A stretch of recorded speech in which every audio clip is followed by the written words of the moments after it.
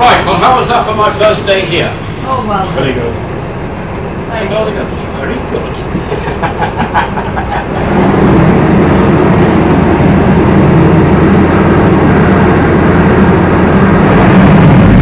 Right, now what's happening here now is the operator's closing the gate at the entrance to the Trans-Mersey Canal. That's the Trans-Mersey Canal asternus.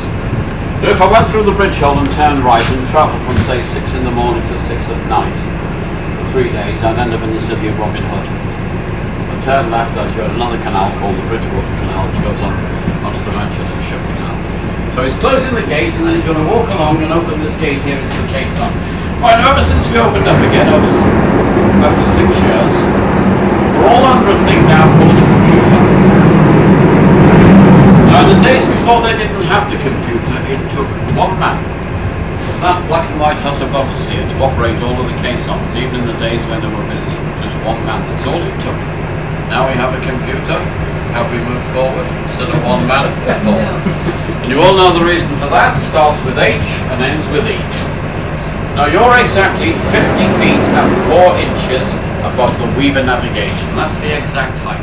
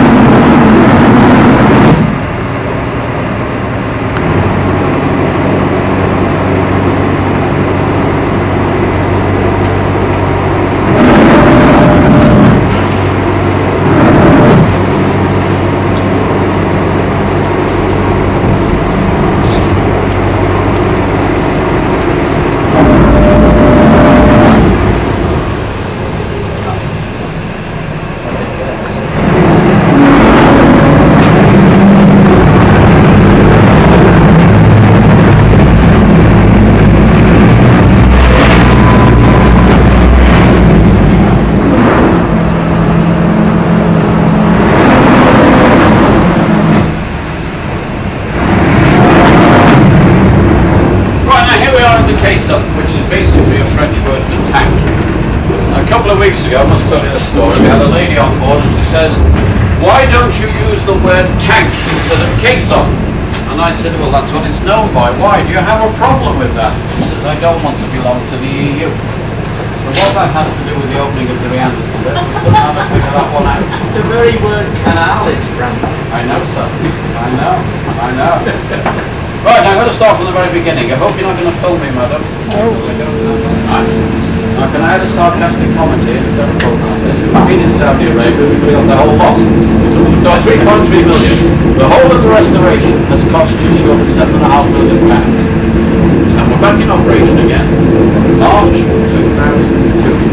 So we had the official opening done a few months later. A very famous man who lives down south, came striding up this aisle here, followed by all his entourage, his private detective, the BBC, the ITV, the Daily Mail, and heavens knows what. And he that's 12 hours to Wales. So we're back in operation. But we've gone back to the hydraulic system again because we can't use the counterweights anymore because the structure won't stand it.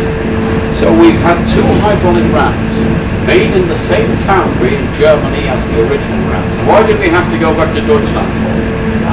No English firm had the facilities or the capabilities to make them. So, but this is only a few years ago, I think.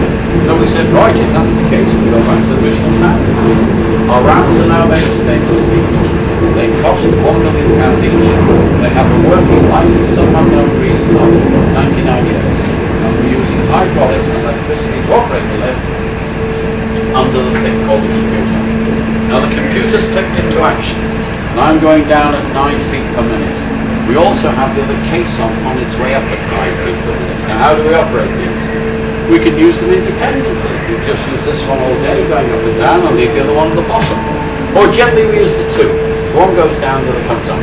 The only thing we cannot do here is raise the 2 caissons from the bottom at the same time all the way up to the top, 50 feet and 4 inches. And the sole reason why we can't do that is simple. In the pump room asternus here, we don't have a large enough hydraulic tank to facilitate that.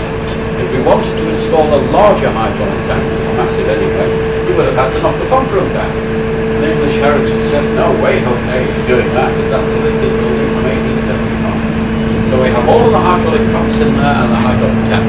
7 pumps, of which we use 2 at a time. Now we have a magic number here at Anderton, 252. Why is that a magic number? Let me test you, see how good you are. Whether no, it's easy. Whether I have 1 person on board, 20 people, 30 people, or my full complement, we expect tomorrow at 56. You know the answer anyway. It's all the same. Huh? Exactly, you don't need to go into it now. This place is the same. Well, we have university students, sir, scratching their heads. Oh, well, that's more recent education. Right, now here's the other case on its way up. All these are the originals from 1875. They might have new plates here and there. Nearly all the rivets have been replaced, but these are the original caissons from that period. And it's all being done by this black shiny hydraulic ram that's coming into view that cost £1 million. Now why is it black? It's stainless steel. Well, all around here's a salt area. So we had to have a coating on it to... You all know the answer anyway, to save it from the salt. I don't have to do anything more.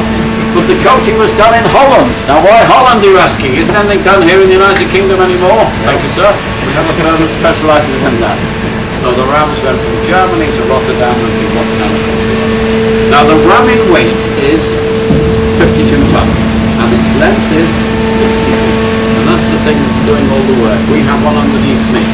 So out of the 7.5 million that we accumulated, we had to spend a couple of million on the hydraulic tank.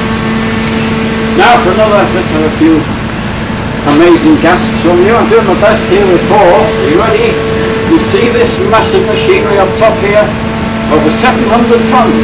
And it does precisely nothing. So I need to show you what the lift was like until 1983. But the gearing on the wheels is interesting. Instead of being straight gearing, as you'd normally expect, it's in the form of an inverted V called helical gearing, which is a bit unusual for here. And that was designed by a very well-known gentleman from France. I saw him every day in Oxford, and you'll see him every day where you live. You see him all over the UK, and his name was Mr. Andre Citron.